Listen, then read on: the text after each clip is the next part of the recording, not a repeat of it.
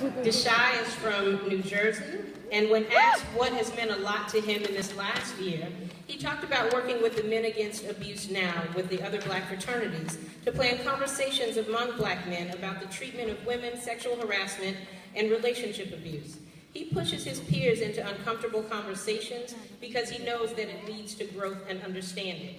And I will say this, if community service, the countless work he's done, were a degree, he would have a PhD because of his countless commitment.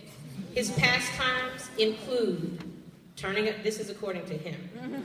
His pastimes include turning up at the function after swearing to be antisocial, identifying and acknowledging all things purple, rude, and schooling everyone else on their 90s R&B knowledge. So I now present to you Deshae Hendricks, our keynote speaker for the undergraduates.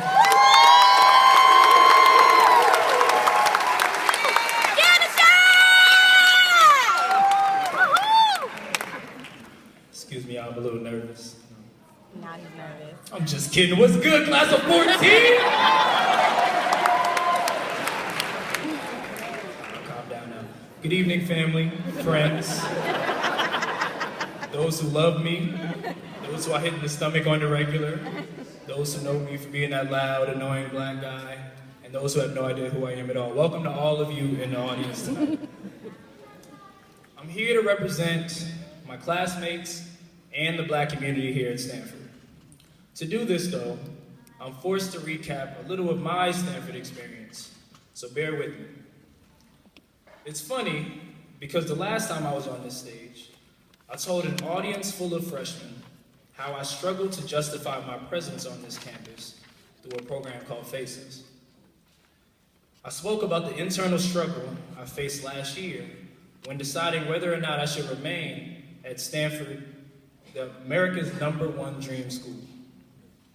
Contrary to the common freshman feeling many of us felt when reaching college, my strife wasn't that I thought I couldn't handle the work or that I wasn't smart enough. I had proven my intelligence at Stanford, but the struggle was still real. The struggle between being a good student and being a good person. Y'all didn't catch me, I'm gonna say that one more time. The struggle between being a good student and being a good person. Now, like I said during new student orientation to the entire freshman class, my fear was never that I was inadequate, but that such an elite institution would place me on a trajectory forcing me to ignore my true purpose and past. Last year, I became fed up with how far along I had allowed myself to go on this trajectory. I decided then to focus my time and energy on extracurricular commitments instead. So I began to busy myself with clubs, service, and impact. My schedule was full every day with deadlines and meetings for the various organizations I involved myself with. Executive director of a nonprofit, education coach in the NAACP, co-leader of an alternative spring break trip, valuable event planner in Omega Psi Phi Fraternity Incorporated, and the busiest of them all, a yes man for the Black community. Now, yes, it was a lot, and yes, it was a struggle to manage it all. But it was easy for me to be burdened with meaning. Some of y'all gonna get that on the way out. But most individuals couldn't fathom or conceive of how I could sacrifice academics for social impact or service, especially at one of the best and most expensive universities in the world. For example, during my second phone conversation with my career coach through a program, Management Leadership for Tomorrow, my coach asked me about my GPA when going over my resume, purposefully not included. So when I tell her, I can hear the shuffled papers and confusion in the background on the phone call. Before she says, you need to stop losing focus with these extracurricular commitments, Deshae. They're hurting your career. Now, for those who know me, in my mind, I'm thinking a couple things. Number one, I'm sure if these were Stanford Finance or Stanford Pre-Business Association, we wouldn't be having this problem, but I'm asleep. Number two, running a nonprofit working on various teams in the community and planning and executing a service trip from the ground up seems like very useful skills in a career to me, but I'm asleep. Number 3, come on, Coach Angie, it's me. Somebody gonna give me a job. My conversations like the one I had with Coach Angie were not isolated. I felt as if I was alone in my life pursuits and goals many a time while in classes and in dorms here at Stanford. But there was one particular community that embraced this side of my identity, and I think you all know where this is going. When I couldn't define excellence, the Black community gave me definition. When I couldn't handle the uncertainty, the Black community gave me clarity.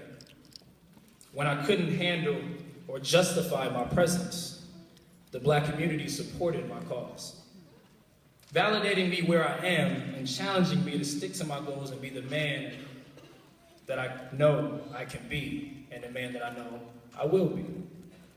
And I know my classmates in this room have no fear in smacking me back on track if I drift away from that. I know this because they slapped me back in the past with zero hesitation. Kayla, Jessica, Khadijah, just to name a few. My experience while at Stanford, and I know I can speak for most of my peer friend group when I say this, is nearly identical to Twitter. At discomfort2_ follow me. So, for those of you who don't know much about Twitter, it's simple. You have 140 characters to speak your mind. Some people care about what you say, and some people don't. The best thing about it, though, you don't care either way. Personally, I use Twitter to express emotion, commentary, and get my daily dose of current event news in real time. Now, within Twitter, there's a smaller subset that has grown over the past couple of years to be known by social media as Black Twitter. Black Twitter is still Twitter, but when you're looking for a little something more, a little more commentary, a little more emotion, a little more honest humor, a little more, I'm in your face to tell you how about yourself, and you know, I love you. But basically, a little more of us. That's when Black Twitter seals the deal. And while being a part of life at Stanford, as amazing and irreplaceable as it is, the subgroup of Black at Stanford has an identity similar to that of Black Twitter. Just a little something more. Now let me take a little bit of time to remind my classmates of what I mean. Stanford celebrates its community with awards of excellence. The Black class of 14 takes a party bus to the beach the night before the community awards ceremony. Stanford purchases buses to transport our class to senior formal and back. The Black class of 14 hires our own party bus company to take us to senior formal and back. Stanford encourages students to do an honors thesis. The Black class of 14 creates an original musical highlighting the slave origins of gospel music to a sellout crowd, filling one of the largest performance theaters on campus, and calls that her thesis. Stanford coordinates senior pictures. The Black class of 14 coordinates a 2-hour color-schemed photo shoot in Main Quad with a professional photographer of our own choosing and hands a framed portrait over to Jan to hang in our office. Stanford sends emails. The Black class of 14 coordinates diaspora watch parties to react, tweet, and comment in real time on an email thread spiraled out of control. Stanford enjoys freshman year. The Black class of 14 creates a drinking game we call 9 by 11 and really enjoys freshman year. Now, Stanford has several events in White Plaza. The Black class of 14 takes over White Plaza while handing out free Popeye's 2-piece chicken meals, giving out Blacks' Excellence t-shirts, setting out stroll lines, and consistently executing a perfectly synchronized wobble, and calls it Black Plaza. Stanford supports causes. The Black class of 14 rallies together to San Francisco to support one of our classmates in an MS walk to increase awareness and fundraising in multiple sclerosis research.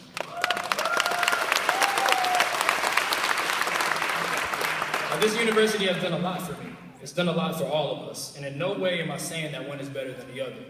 There's richness in both.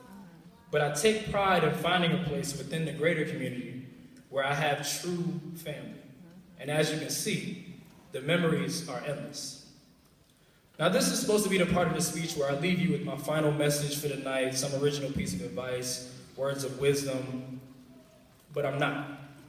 Because quite frankly, y'all don't need it. We've been talked to by some of the greatest speakers and minds this world has ever seen over the past 4 years. We've gotten enough of that. Plus, this is 14, the last great class of Stanford University.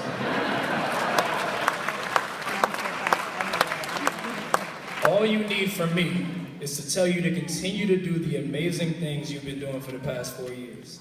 And if you do that, if we stick on the path of excellence and greatness that we've been riding along at Stanford, we will be our own message, our own vision, and our own mantra. Believe me. So instead, in the spirit of Jean-Marie Barker Alexander's Black Excellence speech, let me hit you with the very first Black Class of 14 excellence speech. We are Caribbean, African, Hispanic, white, shout out to Milton. We are Phi Beta Kappa, superior academic excellence and dean's list, plus a little academic probation, but we made it, it's all good. We are Branner, Miralese, Ujima, The Row, and Frosoko. We are violinists, pianists, singers, dancers, and the gospel. We are fighters, lovers, survivors. We are engineers, writers, entrepreneurs, businessmen, and businesswomen.